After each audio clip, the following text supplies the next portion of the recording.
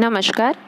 FI BCom semester 2 SSP chapter 2 વેચાણ manager, તેની લાયકાતો, ફરજો અને અધિકારો. તો વેચાણ મેનેજર, પહેલાં તો એ જોઈએ કે વેચાણ મેનેજર કોને કહેવાય. તો વેચાણ મેનેજર એ વેચાણ સંચાલન અંગેનું સંપૂર્ણ કામ સંભાળે છે. એટલે કે વેચાણ વિભાગના જેટલા પણ કાર્ય કરવાના હોય, નિર્ણય લેવાના હોય, એ બધાની જવાબદારી અને અધિકાર છે એ વેચાણ મેનેજર પાસે હોય છે. તો અલગ અલગ પ્રકારના એકમમાં મેનેજરની નિમણૂક અલગ અલગ વ્યક્તિઓ દ્વારા થતી હોય. જેમ કે ભાગીદારી પેઢી હોય તો એમાં ભાગીદારો દ્વારા મેનેજરની નિમણૂક થતી હોય. પરંતુ જો કંપની પ્રકારનું એકમ હોય તો કંપનીમાં બોર્ડ ઓફ ડાયરેક્ટર્સ છે, મેનેજિંગ ડાયરેક્ટર્સ છે, જનરલ મેનેજર છે, આવા વ્યક્તિઓ દ્વારા મેનેજરની નિમણૂક થતી હોય. પણ એવું કહી શકાય કે કોઈ પણ એકમ છે તો એ એકમના વેચાણ વિભાગનું જે સંપૂર્ણ કામ છે, સંપૂર્ણ કાર્ય કરવા અંગે જે પણ નિર્ણયો લેવાનો અધિકાર છે અથવા તો વેચાણ વિભાગ અંગેની જેટલી પણ જવાબદારી છે એ જે વ્યક્તિ દ્વારા સંભાળવામાં આવે છે એને વેચાણ મેનેજર કહી શકાય. તો વેચાણ મેનેજર કેવો હોવો જોઈએ? તો એના માટે થઈ અને એની લાયકાત અને ગુણો જોવા અત્યંત આવશ્યક છે. જેમ આપણે છેલ્લા સેમેસ્ટરમાં સેલ્સમેનના ગુણો જોયા હતા. કારણ કે સેલ્સમેને ડાયરેક્ટલી કસ્ટમર સાથે ડીલિંગ કરવાનું હોય છે. જ્યારે વેચાણ મેનેજર છે તો એને પોતાના વેચાણ વિભાગમાં એના હાથ નીચે કામ કરતા દરેક કર્મચારી સાથે ડીલિંગ કરવાનું હોય છે. તો વેચાણ મેનેજરની લાયકાત અથવા તો એવું કહી શકાય કે વેચાણ મેનેજરના ગુણો કેવા છે? તો એ એક તેનું વ્યક્તિત્વ પ્રભાવશાળી હોવું જોઈએ અને એનું શરીર છે એ તંદુરસ્ત હોવું જોઈએ. એટલે કે પ્રભાવશાળી વ્યક્તિત્વ ધરાવતો હોવો જોઈએ, એનું શરીર તંદુરસ્ત હોવું જોઈએ, એ પોતાના જે સબોર્ડિનેટ છે એ સબોર્ડિનેટ ઉપર એ પોતે પોતાના વ્યક્તિત્વની છાપ પાડી શકતો હોવો જોઈએ. અને એના માટે થઈ અને કામ કરતી વખતે એ પોતે માનસિક રીતે સ્વસ્થ હોવો જોઈએ, યોગ્ય રીતે કામ કરતો હોવો જોઈએ અને સાથે સાથે તંદુરસ્ત પણ હોવો જોઈએ. કારણ કે સમયાંતરે થોડા સમય જો એ માંદો પડી જાય અને એકમમાં કામ વ્યવસ્થિત રીતે ન કરી શકે અથવા તો એ પોતે આવી જ ન શકે તો એકમનું કામ છે એ વ્યવસ્થિત રીતે થઈ શકે નહીં. ત્યારબાદ છે કે એ સારી રીતભાત, નમ્રતા, માયાવાળું એટલે કે માયાળુપણું અને વિવેકી વર્તણૂક હોવી આવશ્યક છે. કારણ કે વેચાણ મેનેજરે પોતે ઘણા બધા વિભાગીય વડાઓ સાથે કામ કરવાનું હોય છે. તો આજે બધા જ જે વિભાગીય વડાઓ છે એની સાથે કામ કરતી વખતે એણે ખોટી ગુસ્સો કરવો કે કર્મચારીઓની ખામી કાઢવી કે જો આવા કાર્ય એ કરે તો એમાં મતભેદ થઈ શકે અને કદાચ એ પોતાનું કામ યોગ્ય રીતે ન પણ કરી શકે. એના માટે થઈ અને એને યોગ્ય વિવેકી વર્તન સાથે પોતાના ઉપરી અધિકારી સાથે કામ કરવાની જરૂર પડે છે. અને સાથે સાથે એના વિભાગમાં કામ કરતા દરેક કર્મચારીને પણ એ યોગ્ય રીતે બધી બાબત સમજાવી શકે. એના માટે થઈ અને નાની વાતોમાં કર્મચારીઓ ઉપર ગુસ્સો ન કરે તો એનો સ્વભાવ છે એ વિવેકી વર્તણૂકવાળો હોવો જોઈએ. એના પછીની જે એનો ગુણ છે એ છે આત્મશ્રદ્ધા, શાણપણ, દીર્ઘદ્રષ્ટિ. કારણ કે વેચાણ વિભાગને ઘણા મોટા ફલક ઉપર કામ કરવાનું હોય છે. સંપૂર્ણ બજારમાં પોતાનો માલ છે એ વધુમાં વધુ વેચાય એના માટે થઈ અને બજારમાં ઘણી બધી ગળાકાપ સ્પર્ધા હોય, મંદી હોય, અલગ અલગ પ્રકારના ગ્રાહકો હોય, અલગ અલગ માનસિકતા ધરાવતા ગ્રાહકો હોય.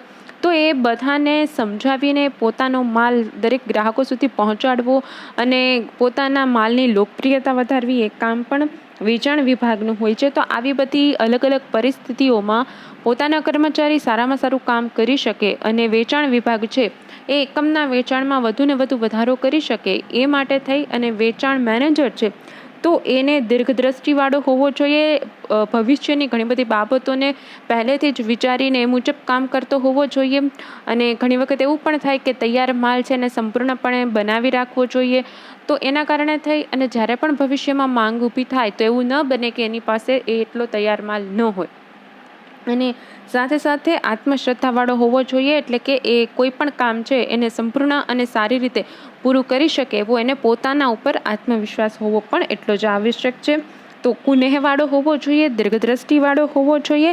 ત્યારબાદ છે મહત્વાકાંક્ષી, એટલે કે નવું નવું જાણવાની, બજારમાં નવી નવી પરિસ્થિતિઓ ઊભી થતી હોય તો એ નવી નવી પરિસ્થિતિઓના આધારે પોતે કંઈક નવું કરી અને પોતાના કર્મચારીઓ સાથે વધુ સારી રીતે એને શેર કરી શકે, કર્મચારીઓને બાબતો જણાવી શકે, એ મુજબ એને કામ કરવું યોગ્ય ગણાય. ત્યારબાદ છે નિરીક્ષણ શક્તિ અને યાદશક્તિ. જુદા જુદા ખાતાઓ પાસેથી એને માહિતી લેવાની હોય છે. એ માહિતીના આધારે પોતાના કર્મચારીઓને એ બાબત સમજાવવાની હોય છે અને સાથે સાથે કર્મચારીઓ યોગ્ય કામ કરે છે કે નહીં એ બધી જ બાબત એને જોવી પડે છે. અને પોતાના ખાતા દ્વારા, વેચાણ વિભાગ દ્વારા જે કાર્ય થયેલું હોય છે એ વેચાણ વિભાગ દ્વારા થયેલા કાર્યનો જે અહેવાલ છે એ ઉપરી અધિકારી સુધી પહોંચાડવાનો હોય છે. તો એના માટે થઈ અને પોતાના કર્મચારીઓ ઉપર વ્યવસ્થિત નિરીક્ષણ રાખવું પણ એટલું આવશ્યક છે. અને સાથે સાથે એની યાદશક્તિ પણ સારી હોવી જોઈએ, જેથી કરી અને ઉપરી અધિકારીઓ દ્વારા સોંપેલું કોઈ પણ કામ છે એ પણ અધૂરું ન રહે અને જ્યારે પણ ઉપરી અધિકારીઓ મગાવે ત્યારે એ યોગ્ય સાચો જે અહેવાલ છે એ અધિકારીઓને આપી શકે. ત્યારબાદ છે ખંત અને ધીરજ. તો ખંત અને ધીરજપૂર્વક પોતાનું કામ કરે તો એ પોતે વ્યવસ્થિત સફળતાથી પોતાનું કામ પતાવી શકે. ત્વરિત નિર્ણય શક્તિ. હવે ઘણી બધી પરિસ્થિતિઓ એવી હોય કે જેમાં બુદ્ધિપૂર્વક અને ઝડપથી નિર્ણય લેવો પડે. તો વેચાણ વિભાગનો જે પણ અધિકારી છે, જેને આપણે વેચાણ મેનેજર કહીએ છીએ, તો એની પાસે એ નિર્ણય શક્તિ હોવી જોઈએ, ત્વરિત નિર્ણય શક્તિ હોવી જોઈએ અને એ નિર્ણય ખોટો પણ ન હોવો જોઈએ. ભલે એ ઉતાવળે લીધેલો હોય પણ સાચો નિર્ણય લઈ શકે એવી ત્વરિત શક્તિ એનામાં હોવી આવશ્યક છે. પ્રામાણિકતા અને વફાદારી. વેચાણ મેનેજર છે તો એની જે કામ કરે છે તો એને પોતાના કામમાં પ્રામાણિકતા અને વફાદારી હોવી જોઈએ. એકમને પોતાના કાર્યથી કોઈ જ રીતે નુકસાન ન પહોંચે તો એને ધ્યાન રાખીને પોતાનું કામ કરતો હોવો જોઈએ. સહકારની ભાવના. વેચાણ મેનેજરે પોતાના સિવાયના ઘણા બધા વિભાગના મેનેજરો સાથે, ઉપરી અધિકારીઓ સાથે મળીને કામ કરવાનું હોય છે. એમની સાથે સંકલન સાધીને કામ કરવાનું હોય છે. તો જો એ સહકાર સાથીને, સંકલન સાથીને કામ કરશે તો વધુ સારી રીતે કામ કરી શકશે. અને સાથે સાથે પોતાના કર્મચારીઓ સાથે પણ જો સહકારની ભાવનાથી કામ કરશે તો કર્મચારીઓને પણ વધુ સારું કામ કરવા માટેનું મોટિવેશન, માર્ગદર્શન અને પ્રેરણા આપી શકશે. ત્યારબાદ છે માનસશાસ્ત્રીય જ્ઞાન. હવે કોઈ પણ વિભાગનો જે અધિકારી છે ને એનામાં આ માનસશાસ્ત્રીય જ્ઞાન હોવું આવશ્યક છે. કારણ કે એના હાથ નીચે કામ કરતા કર્મચારીઓ છે ને એ બધા જ કર્મચારીઓની માનસિકતા સરખી નથી હોતી. બધા જ કર્મચારીઓને અલગ અલગ રીતે મોટિવેટ કરવા પડે, એને અલગ અલગ રીતે પ્રેરણા આપવી પડે. તો કોઈ કર્મચારીઓ છે એને જો વિકાસ એટલે કે એના આગળ વધવાની અપેક્ષાએ કામ કરતા હશે, કોઈ નાણાકીય અપેક્ષાએ કામ કરતા હશે, તો આવી રીતે અલગ અલગ કર્મચારીઓ કયા મોટિવેશનથી, કઈ પ્રેરણાથી વધુ સારી રીતે કામ કરી શકે એ જાણી અને એ પ્રકારનું એને મોટિવેશન આપે તો એના કર્મચારી વધુ સારું કામ કરશે. અને સાથે સાથે વેચાણ વિભાગનો જે મેનેજર હોય છે એને ઉપર થોડી વધારે જવાબદારી એટલે આવે છે કારણ કે એને બજારમાં પણ ધ્યાન આપવું પડે છે. તો જો એ બજારમાં એને કસ્ટમરની માનસિકતા કેવી છે, કેવા પ્રકારના ગ્રાહકોમાં કેવા પ્રકારની વસ્તુ વેચવી અને કેવા પ્રકારની જાહેરાત કરવી, કઈ જગ્યાએ જાહેરાતની વધારે જરૂર છે, કઈ જગ્યાએ જાહેરાતની ઓછી જરૂર છે, કેવા વિસ્તારમાં વસ્તુનું વેચાણ વધારવા માટે કેવા કેવા પ્રકારની યુક્તિઓ કરી શકાય, તો આ બધી જ વસ્તુ છે એ ગ્રાહકોની માનસિકતા ઉપરથી જાણી શકાય છે. તો જેમ કર્મચારીઓની માનસિકતા જાણીને વધુ સારી રીતે કામ કરી શકાય, એવી જ રીતે કસ્ટમરની, ગ્રાહકોની માનસિકતા જાણી અને પછી જો ત્યાં એ રીતે વેચાણ કરવામાં આવે તો એ જે વેચાણ માટેના જે વેચાણ વૃદ્ધિના પ્રયત્ન છે એ વધુ સારા થઈ શકે. ત્યારબાદ છે આર્થિક પ્રવાહોનું જ્ઞાન. કારણ કે એને બજારમાં કામ કરવાનું હોય છે તો બજારમાં જે પણ કોઈ સરકારની નીતિ છે, બજારની પરિસ્થિતિ છે, સામાજિક પરિબળો છે, અર્થકારણમાં જે પણ ચડાવ ઉતાર આવે છે, તેજી મંદી થાય છે, તો એ બધાનું જ્ઞાન વેચાણ મેનેજર પાસે હોવું આવશ્યક બને છે. વહીવટી અને સંચાલકીય જ્ઞાન કે જે મેનેજરમાં હોવું અત્યંત આવશ્યક છે. કોઈ પણ મેનેજર હોય એમાં વહીવટીય કે સંચાલકીય જ્ઞાન હોવું આવશ્યક છે. તો વેચાણ મેનેજરમાં પણ આ વહીવટના વૈજ્ઞાનિક સંચાલક જે આધુનિક સિદ્ધાંતો કહી શકાય એનું જ્ઞાન હોવું આવશ્યક છે, જેથી કરી અને એ પોતાનું કાર્ય છે એ વધુ સારી રીતે કાર્યક્ષમ રીતે કરી શકે. અભ્યાસી માણસ એટલે કે સતત પોતે કંઈક ને કંઈક નવું જાણવાની એનામાં ઈચ્છા હોય, સતત પોતાનો અભ્યાસ ચાલુ રાખે, કારણ કે એને બજારમાં કામ કરવાનું છે. તો બજારની પરિસ્થિતિ તો સતત સમયાંતરે બદલતી રહેતી હોય. તો બજારમાં હરીફાઈ હોય, બજારમાં નવી પેઢીઓ આવતી હોય, અલગ અલગ પેઢીઓ દ્વારા અલગ અલગ સ્કીમ આપવામાં આવતી હોય, અલગ અલગ જેમ કે નાણાકીય નીતિઓ હોય, ડિસ્કાઉન્ટની પદ્ધતિ છે, કોઈક ફ્રી ગિફ્ટ આપવામાં આવતી હોય, આંતરરાષ્ટ્રીય ક્ષેત્રે ઘણા બધા ફેરફારો થતા હોય, આર્થિક અને રાજકીય ફેરફારો થતા હોય, ઉત્પાદનમાં એની સાથે સાથે ઋતુઓમાં ફેરફાર થતો હોય. તો બજારમાં આ બધી જ વસ્તુ ઇફેક્ટ કરતી હોય. તો હવે આ બધી જ વસ્તુમાં જે પણ નવી બાબતો આવતી હોય, નવી વસ્તુઓ થતી હોય, નવી જાણવાની વસ્તુ હોય, તો એ બધા ઉપર જાણકારી મેળવવાની આ વેચાણ મેનેજરનું માનસ એટલે કે એની વૃત્તિ હોવી આવશ્યક છે. સાહસિક કે વેચાણ મેનેજર પોતાના કામમાં ખૂબ સાહસિક હોવો જોઈએ, એટલે કે સાહસિકતાનો એનામાં ગુણ હોવો જોઈએ. તો જ એ નવી જગ્યાએ નવી વસ્તુનું વેચાણ કરવા માટે નવી નવી જગ્યાઓ શોધી શકશે અને વેચાણ વૃદ્ધિ કરી શકે. નેતૃત્વના ગુણો, જે વેચાણનો મેનેજર છે એમાં નેતૃત્વના પણ એટલા જ ગુણો હોવા જોઈએ, જેથી કરી અને એ કર્મચારીઓને વધુ સારી રીતે કાર્યક્ષમ રીતે કામ કરવા માટે પ્રેરી શકે અને એ દોરવણી આપી શકે, એના ઉપર નિયંત્રણ રાખી શકે અને પોતાના જે કર્મચારીઓ છે એને સમય અનુસાર, સંજોગો અનુસાર એનામાં જે આવડત છે, એનામાં જે ગુણો છે એને પોતાની સમજાવટ શક્તિથી બહાર લાવી શકે અને કર્મચારીઓ ઉપર એ રીતે પોતે નેતૃત્વ રાખે કે જેથી કરી અને કર્મચારીઓ સાથે મેનેજર સહકારથી વધુ સારી રીતે કામ કરી શકે અને સાથે સાથે પોતાના ગુણોને આધારે એ કર્મચારીઓમાં લોકપ્રિય પણ બને, જેથી કરી અને કર્મચારીઓ પણ એની જે મેનેજર દ્વારા આપવામાં આવતા જે ઓર્ડરો છે એને સારી રીતે ફોલો કરી શકે અને કર્મચારીઓ એની વાતને પણ તાબે થઈ શકે, જેથી કરી અને એના કાર્યમાં જે છે એ સતત અને વ્યવસ્થિત રીતે કામ થતું રહે. તો આ તો મેનેજરની લાયકાતો અને ગુણો થયા. તો હવે વેચાણ મેનેજરના આ બધા ગુણો છે, તો વેચાણ મેનેજરે કયું કયું કાર્ય કરવાનું હોય છે? તો વેચાણ મેનેજર દ્વારા થતા કાર્ય વિશે જાણીએ. તો પહેલી વસ્તુ તો એ છે કે વેચાણ મેનેજર છે એ વેચાણ વિભાગનું આયોજન કરે છે. એટલે કે વેચાણ વિભાગમાં સૌ પ્રથમ તો શું કરવાનું હશે કે વેચાણ ક્યાં કરવું છે, કેવા પ્રકારના કસ્ટમર ઉપર કરવું છે, એ બધી જ બાબત નક્કી કરવામાં આવે, એટલે કે આયોજન કરવામાં આવે અને આયોજનના આધારે નીતિ બનાવવામાં આવે, સંચાલકીય નીતિ. એટલે કે હવે અલગ અલગ રીતે અલગ અલગ વિસ્તારમાં જે કર્મચારીઓ છે એ કર્મચારીને અલગ અલગ વિસ્તાર સોંપવામાં આવે. એ વિસ્તારમાં એને વેચાણ વધારવાનું કામ કરવાનું છે અને સાથે સાથે એને કયા કર્મચારીને કેવા પ્રકારનું કામ સોંપવું, એટલે કે એની અંદર જે છુપેલી શક્તિ છે એને જાણી અને પછી એના વિશિષ્ટીકરણના સિદ્ધાંતનો લાભ લઈ અને જે પણ વ્યક્તિ જે પણ કોઈ કાર્ય વધુ સારી રીતે કરી શકે છે એ કાર્ય એને સોંપવાનું કામ મેનેજરનું હોય છે. તો એ સૌ પ્રથમ તો આયોજન કરે છે કે જેમાં કેવી રીતે વેચાણ વધારવું કરવું એ નક્કી કરવામાં આવે છે.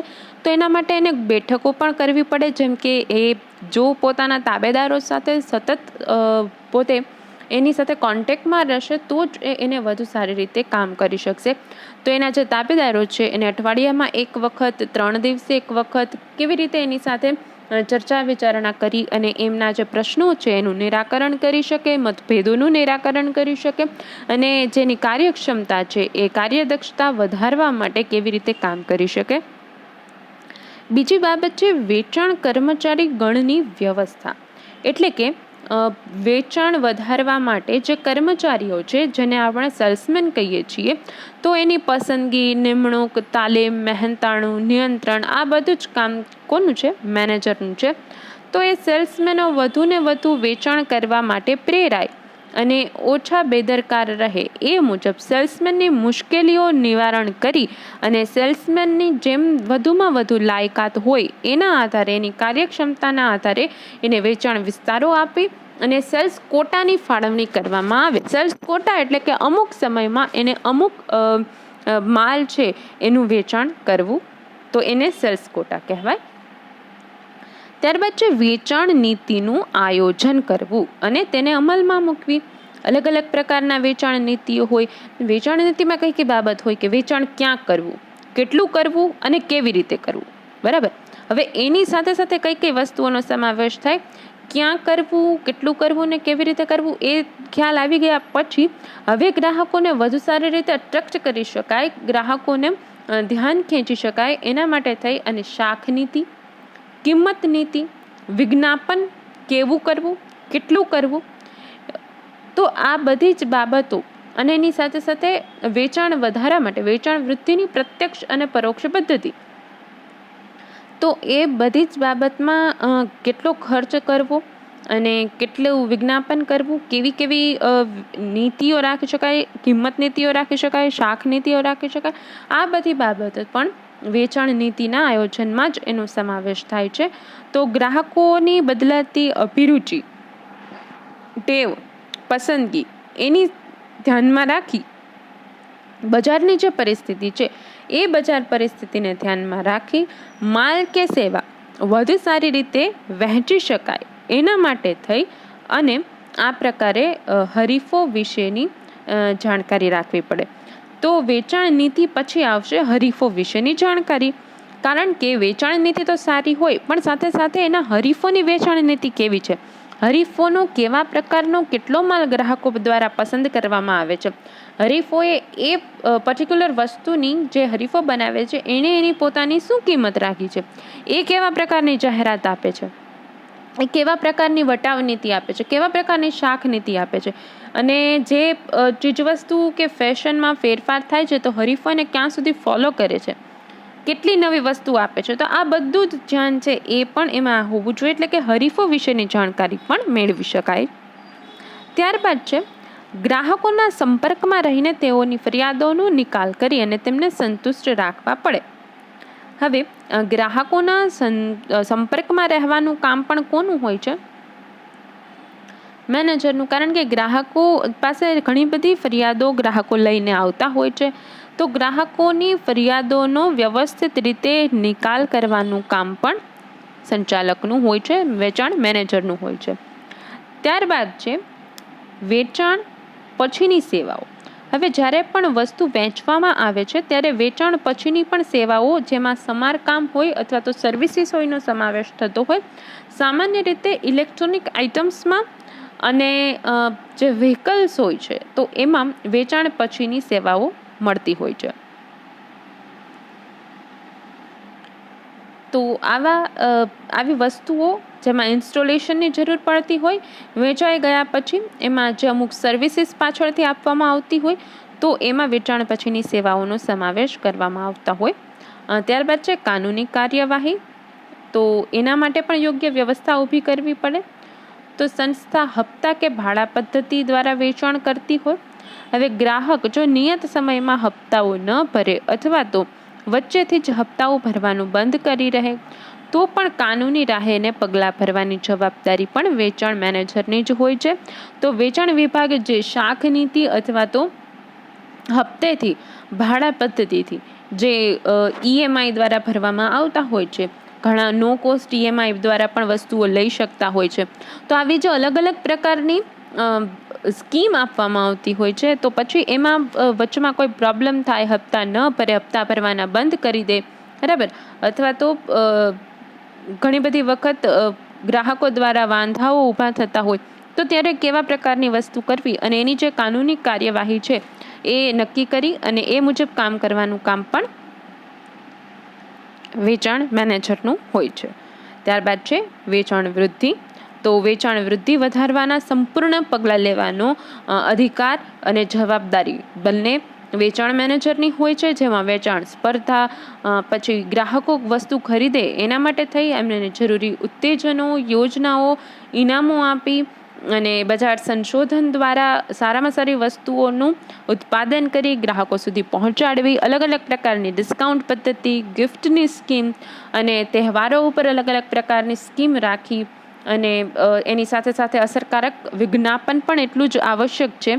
અને એમાં પણ જો સમયાંતરે ચેન્જીસ કરવામાં આવતી હોય, એની ગુણવત્તામાં ચેન્જીસ કરવામાં આવતું હોય, પેકિંગમાં ચેન્જીસ કરવામાં આવતું હોય, રંગ, રૂપ, આકાર, કદ, ફ્લેવર આવી જે પણ કોઈ પ્રકારની વસ્તુ હોય એમાં પણ સમયાંતરે ચેન્જીસ કરવો આવશ્યક છે. એ પણ વેચાણ વૃદ્ધિનો એક પાર્ટ છે, જેથી કરી અને ગ્રાહકો છે એ સતત એ વસ્તુ પ્રત્યે આકર્ષિત થતા રહે. એની સાથે સાથે મેળાવડાઓ ભરવા અથવા તો પ્રદર્શનો ગોઠવવા અને એની પણ જાહેરાતો આપવી, છાપામાં જાહેરાતો આપવી, ટીવી ચેનલ્સમાં જાહેરાતો, હોલ્ડિંગ્સમાં જાહેરાત, તો આ બધી જ વસ્તુ વેચાણ વૃદ્ધિનો જ એક ભાગ છે. ત્યારબાદ છે વેચાણ ખર્ચ પર નિયંત્રણ. તો વેચાણ તંત્રએ જેટલા પણ કાર્ય કરવાના છે એ ઓછામાં ઓછા ખર્ચે સારામાં સારી રીતે થાય એ પ્રકારની નીતિ બનાવવાનું જે કાર્ય છે એ પણ વેચાણ મેનેજરનું જ છે. તો એને એ બાબત પર ઉપર પણ ધ્યાન રાખવી પડે કે કારણ વગરનો અથવા તો જેને કહેવાય કે ખોટો ખર્ચો ના થાય, જરૂરી હોય એટલા જ ખર્ચા થાય અને ઓછામાં ઓછા ખર્ચે વધુમાં વધુ સારું કામ કેવી રીતે થઈ શકે.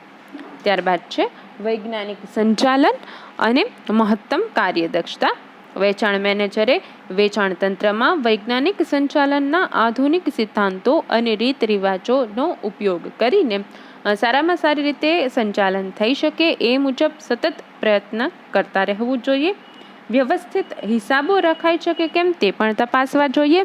તો વેચાણ તંત્રમાં જે પણ કોઈ ખર્ચાઓ થાય છે, હિસાબો થાય છે, તો એમાં ખર્ચાઓ કેવા હોય છે, ગોટાળા, ઉચાપત કેવી રીતે થતી હોય છે, તો એ ચકાસવાનું કામ અને એ જોવાનું કામ, અને જો એમાં એવા ગોટાળા થતા હોય તો એ શોધી અને જવાબદાર વ્યક્તિને એના પ્રત્યે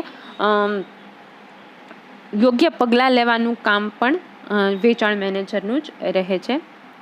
ભાગીદાર ડાયરેક્ટરો કે સર્વોચ્ચ સંચાલન તરફની ફરજો. તો વેચાણ મેનેજરે પોતાના ઉપરી અધિકારી હોય છે, જેમ કે સંચાલકો હોય છે, તો એ સંચાલકો તરફ સંપૂર્ણ રીતે એને પોતે સંચાલકો તરફ એ વફાદાર રહેતા હોવા જોઈએ.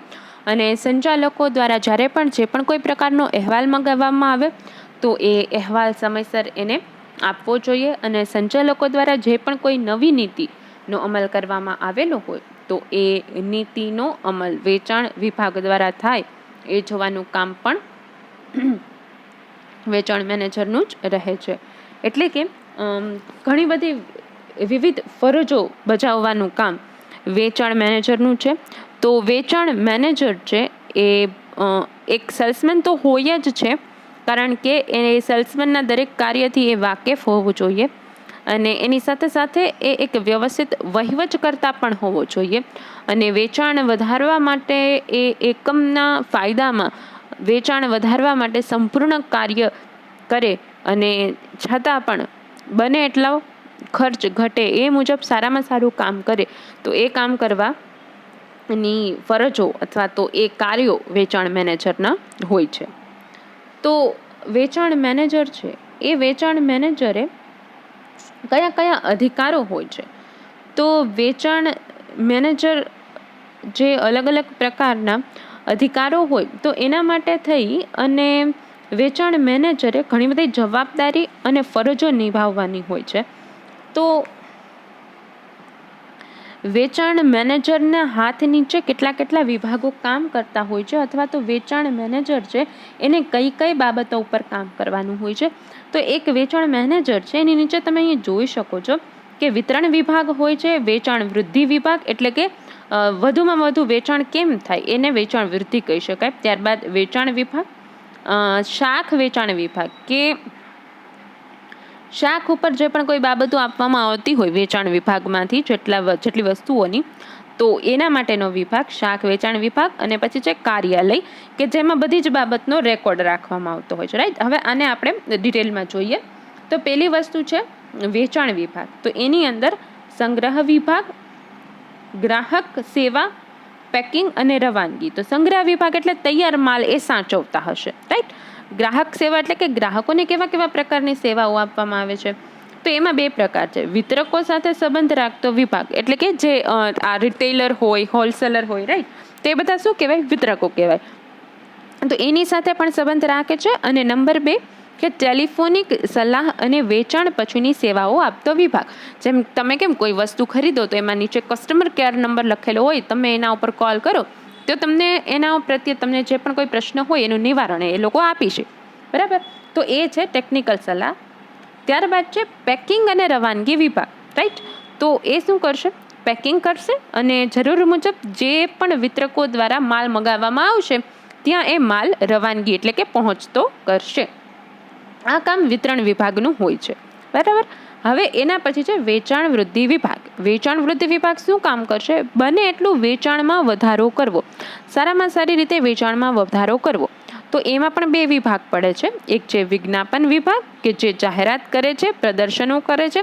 આપણને જાહેરાતના પ્રકારો ખ્યાલ જ છે, તે અલગ અલગ રીતે જાહેરાત કરે છે. અને બીજું છે બજાર સંશોધન વિભાગ કે જે નવી નવી વસ્તુઓ કેવી રીતે ગોતી શકાય, બજારમાં મૂકી શકાય એના વિશે સંશોધન કરે છે. ત્યારબાદ છે વેચાણ વિભાગ, જે વેચાણ અંગેની વ્યવસ્થા ગોઠવે છે, ઓર્ડરો લે છે, પત્ર વ્યવહાર કરે છે. બીજું છે ભરતી અને તાલીમ, એટલે કે આ બધા જેટલા પણ તમે ઉપર વિભાગ જોઈ શકો છો એમાં અલગ અલગ પ્રકારના કર્મચારીઓની જરૂર પડશે, અલગ અલગ લાયકાત ધરાવતા કર્મચારીઓની જરૂર પડશે. તો એ કર્મચારીઓને પસંદગી કરવી, ભરતી, બઢતી, તાલીમ, એની સંપૂર્ણ પ્રક્રિયા આ ભરતી અને તાલીમ વિભાગમાં થશે. એના પછી છે કર્મચારી નિયંત્રણ અને બઢતી વિભાગ. તો કર્મચારીઓ ઉપર નિયંત્રણ રાખવું અને જો સારું કામ કરેલું હોય તો એને એના યોગ્ય લાગે એ મુજબ એને બઢતી આપવી.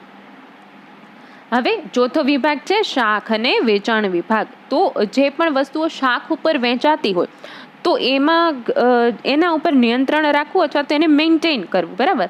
એક તો ઉઘરાણી વિભાગ, જેમ કે હપ્તા ઉપર વસ્તુ મળતી હોય તો સમયાંતરે કેટલા હપ્તા છે, પછી જો એ હપ્તા માટે એના જે ગ્રાહકો છે એને રિમાઇન્ડ કરવું, પછી એ હપ્તા વસૂલ કરવા. અને જો એમાં કોઈ પ્રશ્ન હોય તો એના માટે બાજુમાં છે કાનૂની કાર્યવાહી વ્યવસ્થા કરતો વિભાગ. જો આ હપ્તાના વિભાગમાં કોઈ ગ્રાહક દ્વારા પ્રશ્ન ઉત્પન્ન થાય તો એનો નિકાલ કરે છે. અને સૌથી ચોથો છે કાર્યાલય, જેમાં આંકડાને રેકોર્ડ રાખવામાં આવે છે. અને બીજું છે હિસાબ વિભાગ. તો આ વેચાણ અંગેની સંપૂર્ણ બાબતો છે એનો વિભાગ હિસાબ વિભાગમાં રાખવામાં આવે છે. એટલે ટોટલ વેચાણ મેનેજર અથવા તો વેચાણ તંત્ર કે જેનો હેડ હોય છે વેચાણ મેનેજર, અને એની નીચે કેટલા વિભાગ હોય છે? વિતરણ વિભાગ, વેચાણ વૃદ્ધિ વિભાગ, વેચાણ વિભાગ, શાખ વેચાણ વિભાગ અને કાર્યાલય વિભાગ, જેને આપણે ડિટેલમાં જોયા. તો આ બધી વસ્તુ છે ને એના અધિકાર ક્ષેત્ર નીચે આવે. કોના? વેચાણ તંત્રના, વેચાણ મેનેજરના અધિકાર ક્ષેત્ર નીચે આવે. તો હવે એના અધિકારો કયા કયા છે, એટલે કે એ પોતાના અધિકારોમાં રહી અને કયું કયું કામ કરી શકે છે, રાઈટ. તો પહેલી બાબત તો કે એ વેચાણ તંત્રમાં વ્યવસ્થિત રીતે ગોઠવણી કરે છે, જેના માટેનું આયોજન કરે છે. અને સર્વોચ્ચ સંચાલક જે કરતા હોય, સંચાલકો છે, જે ઉપરી સંચાલકો છે, એની પાસે એ આયોજન કરેલી બાબતો છે એ મંજૂર કરાવે છે. વેચાણ મેનેજરને વેચાણ તંત્રમાં લેવામાં આવતા કર્મચારીઓની લાયકાત, ઉંમર, અનુભવ, તાલીમ વગેરે નક્કી કરે છે. અને જેટલા પણ કર્મચારીઓ છે એને અલગ અલગ પ્રકારે ઇન્ટરવ્યૂ લેવાના હોય. તો જે પ્રકારે ઇન્ટરવ્યૂ લેવાનો હોય, લેખિત છે, મૌખિક છે, પછી મૌખિક ઇન્ટરવ્યૂ લેવા પછી જે અલગ અલગ સ્ટેજ છે એ બધી બાબતો નક્કી કરે છે. જે પણ કર્મચારીઓ એકમમાં હોય છે તો એ કર્મચારીઓ ગણનું મહેનતાણું, ઇજાફા, બઢતી, શરત, નોકરીની શરતો, આ બધી બાબતો નક્કી કરવાની સત્તા હોય છે. કર્મચારીઓ વચ્ચે કાર્યની ફાળવણી કરે છે. કર્મચારીઓને યોગ્ય રીતે કામ કરે, અને જો કર્મચારીઓ કામ ન કરે યોગ્ય રીતે તો એના ઉપર પગલાં લેવાનું કે સજા કરવાનો અધિકાર પણ હોય છે. તો કર્મચારી યોગ્ય રીતે કામ કરે એ જોવાનો અધિકાર પણ વેચાણ મેનેજરનો જ હોય છે. સર્વોચ્ચ સંચાલનના જે પણ કોઈ ઓર્ડર હોય એ ઓર્ડરને આધારે એકમે જે પણ પ્રકારની શાખ નીતિ, વિજ્ઞાપન નીતિ, કિંમત નીતિ આ બધી વસ્તુનું ઘડતર કરેલું હોય તો એ અમલ મૂકવાનું કામ પણ વેચાણ મેનેજરનું છે. પછી વેચાણમાં વધારો થાય એટલે કે વેચાણ વૃદ્ધિ માટે અલગ અલગ પ્રકારની યોજના છે, ઇનામ યોજના છે, પ્રોત્સાહન છે, એની પાછળ કેટલું ખર્ચ કરવું એ બધી બાબતનું ધ્યાન પણ વેચાણ મેનેજર દ્વારા કરવામાં આવે છે. કાર્યાલય તરફથી આપવામાં આવતા હિસાબોની તપાસ થાય છે. સંસ્થાના પ્રતિનિધિ તરીકે કોઈ પણ પ્રકારની વેચાણને લગતી જો કાનૂની કાર્યવાહી હોય તો એમાં વેચાણ મેનેજરે પોતે હાજર રહેવું પડે છે. સાથે સાથે આપણે હમણાં જ જે અલગ અલગ પ્રકારના વિભાગો જોયા તો બજાર સંશોધન, આર્થિક અને રાજકીય પ્રવાહોની જાણકારી રાખી અને બજારમાં જે પણ કોઈ હરીફો હોય તો એ હરીફો અંગેના સંપૂર્ણ ખ્યાલ અને એની માહિતી રાખવાનો પણ એની પાસે અધિકાર હોય છે. અને જો પણ કોઈ બાબતો માટે વેચાણ મેનેજરને મુશ્કેલી લાગે અથવા તો એને એવું લાગે કે આ પ્રશ્નમાં એ પોતે નિર્ણય લઈ શકે એમ નથી તો એના માટે સંચાલક સમક્ષ, સર્વોચ્ચ સંચાલકો સમક્ષ એ પોતાના પ્રશ્નો રજૂ કરી અને ઉકેલ મેળવવા માટે પણ જઈ શકે છે. એ અધિકાર પણ એને આપેલો હોય છે. તો એવું કહી શકાય કે વેચાણ વિભાગમાં વેચાણ અને સેવાનું મંત્ર અપનાવી વેચાણ મેનેજર પોતાની બુદ્ધિ, પ્રતિભા અને વ્યક્તિત્વની તાકાત તેના વહીવટમાં લાવી શકે છે. તે માટે જરૂરી એવા અધિકારો અને એને એનાયત થયેલા જ છે.